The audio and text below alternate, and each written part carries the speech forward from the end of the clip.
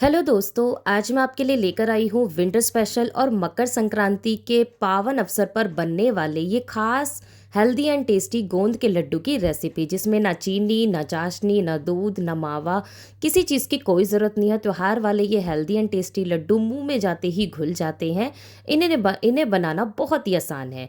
ये लड्डू हैं एनर्जी का भंडार, खूब सारे वाइटमिन्स, कैल्शियम, प्रोटीन से भरपूर। एक बार बनाइए और महीने भर खाइए। तो चलिए शुरू करते हैं बनाना।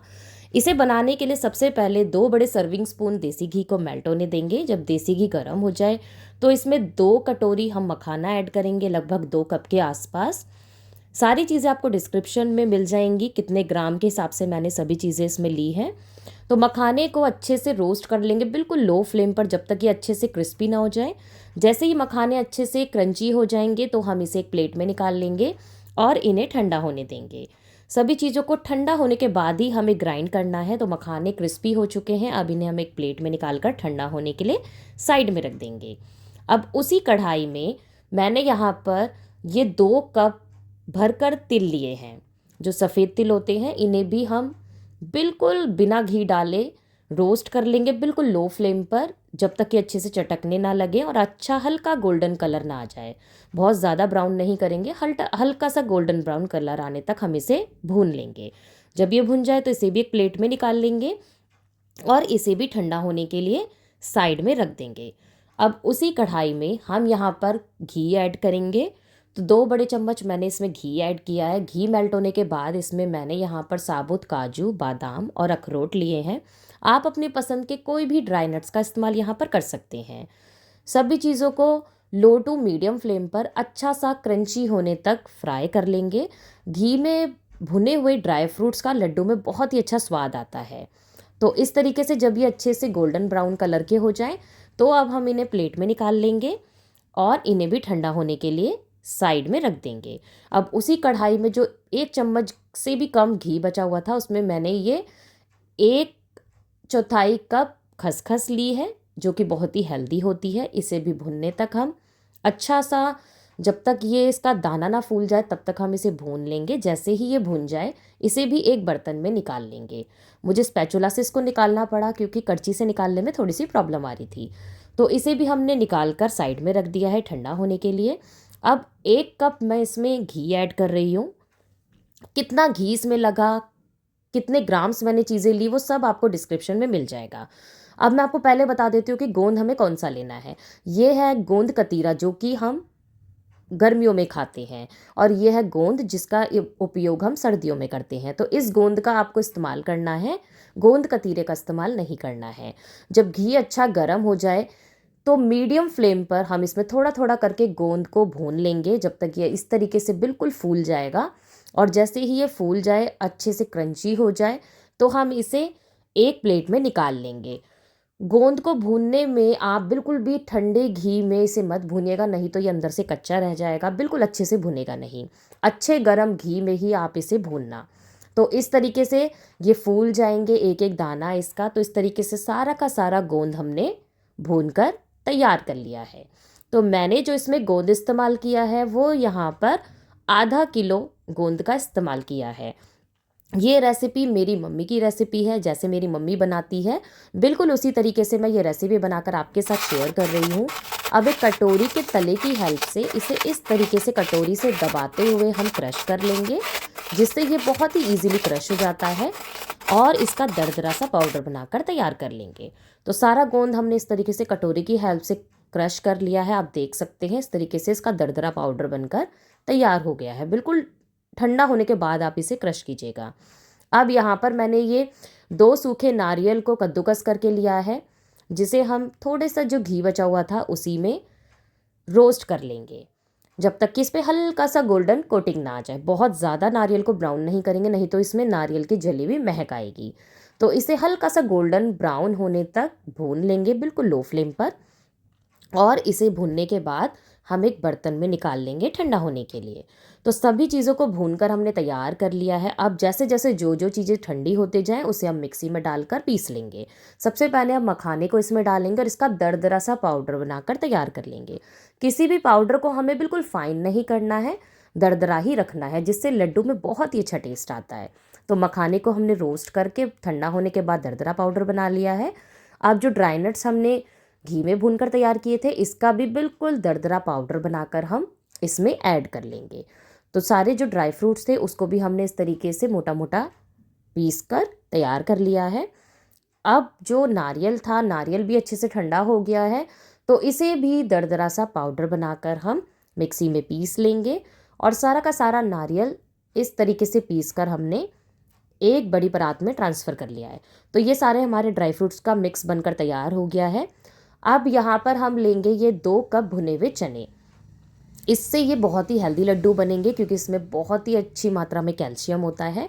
तो भुने हुए चने को भी इसका हम दरदरा पाउडर बनाकर तैयार कर लेंगे। ऑलरेडी भुने हुए होते हैं, फिर भी हम इसे थोड़ा सा 1 चम्मच घी में थोड़ी देर के लिए भून लेंगे, सिर्फ 2 से 3 मिनट तक, इससे ज़्यादा नहीं भूनेंगे। बिल्कुल लो फ्लेम पर हम घी में इस भुने हुए चने के पाउडर को भी अच्छे से भून लेंगे, जिससे घी की इसमें बहुत ही अच्छी सी खुशबू आ जाएगी। अब आप देख सकते हैं ये भुने हुए चने भी अच्छे से भुनकर तैयार हो गए हैं। तो इसे भी हम एक प्लेट में निकाल लेंगे। तो 2 कप मैंने यहाँ पर भुने हुए चने का पाउडर लिया है। अब यहाँ पर हम लेंगे 1.5 कप बाजरे का आटा। बाजरे के आटे को डालने से लड्डू बहुत ही कुरकुरे बनते हैं, बहुत ही क्रिस्पी बनते हैं। तो बाजरे के आटे का जो इस्तेमाल हमने किया है वो 1.5 कप के आसपास किया है, इससे ज़्यादा नहीं करना है। भुने हुए चने 2 कप, बाजरे का आटा 1.5 कप। बाजरे का आटा जब थोड़ा सा कलर बदल जाए, बस तब तक ही हमें भूनना है बिना घी डाले। और इसे भी हम एक प्लेट में निकाल कर ठंडा होने के लिए साइड में रख देंगे। अब उसी सेम कढ़ाई में मैंने यहाँ पर गेहूं का आटा लिया है छान कर। ये सभी चीज़ें हमने छान कर इस्तेमाल की हैं। गेहूं का आटा जो मैंने यहाँ पर लिया है वो 800 ग्राम लिया है। तो यहाँ पर 800 ग्राम गेहूं के आटे को पहले तो थोड़ा सा गर्म करके भून लेंगे 3 से 4 मिनट तक। जब ये आटा अच्छे से गर्म हो जाए और भुन जाए, थोड़ा सा कलर चेंज हो जाए, तो इसमें 2 से 3 बड़े चम्मच देसी घी ऐड करेंगे, जिससे आटा बहुत अच्छे से भुनेगा, बहुत ही अच्छी खुशबू आएगी।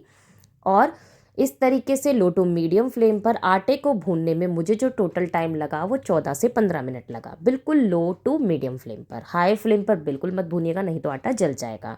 और जब ये इस तरीके से घी छोड़ने लगेगा तो ये अच्छे से भुनकर तैयार हो जाएगा।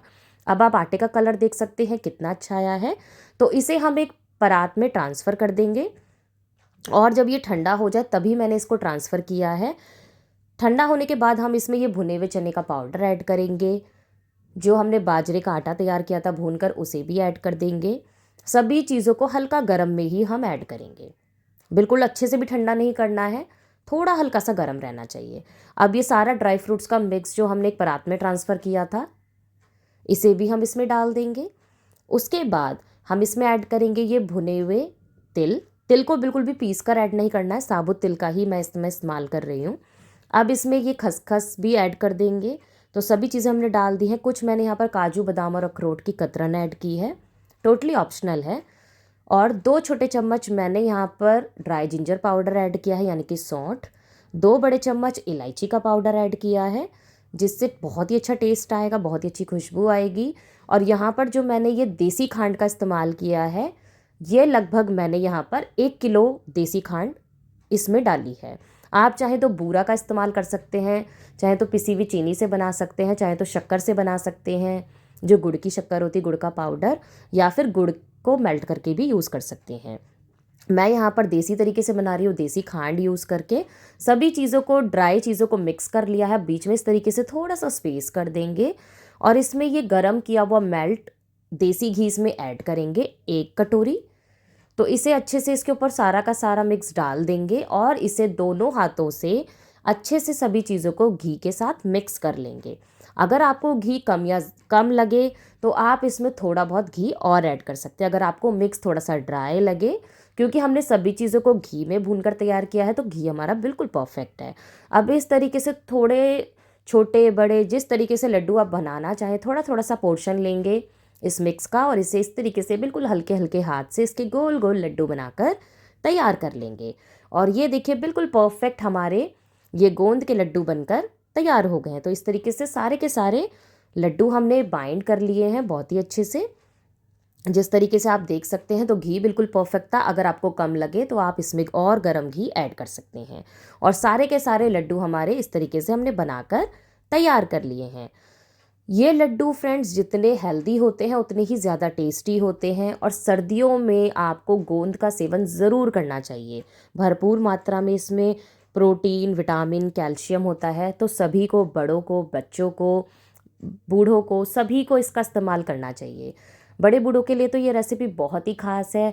हड्डियाँ मजबूत रहती हैं इसे खाने से, आँखों की रोशनी बढ़ती है, और आपको बहुत देर तक एक लड्डू खाने के बाद भूख भी नहीं लगेगी, काफ़ी देर तक पेट भरा भरा रहेगा। तो इस तरीके से हमने ये सारे लड्डू बनाकर तैयार कर लिए हैं। मकर संक्रांति के इस अवसर पर आप भी ये गोंद के लड्डू बनाकर ज़रूर ट्राई कीजिए। फ्रेंड्स एंड फैमिली में वीडियो को ज़रूर शेयर कीजिएगा अगर वीडियो अच्छी लगे, रेसिपी पसंद आए। चैनल पर नए हैं, अभी तक चैनल को सब्सक्राइब नहीं किया है। और ये देखिए, मैंने लड्डू आपको तोड़कर दिखाया है। ये बिल्कुल सॉफ्ट और मुंह में घुल जाने वाले लड्डू हमारे बनकर तैयार हो गए हैं, बिल्कुल भी हार्ड नहीं होंगे। तो फ्रेंड्स, इस रेसिपी को मेरे कहने पर एक बार ज़रूर ट्राई कीजिएगा। Thank you for watching cooking with Priyanka.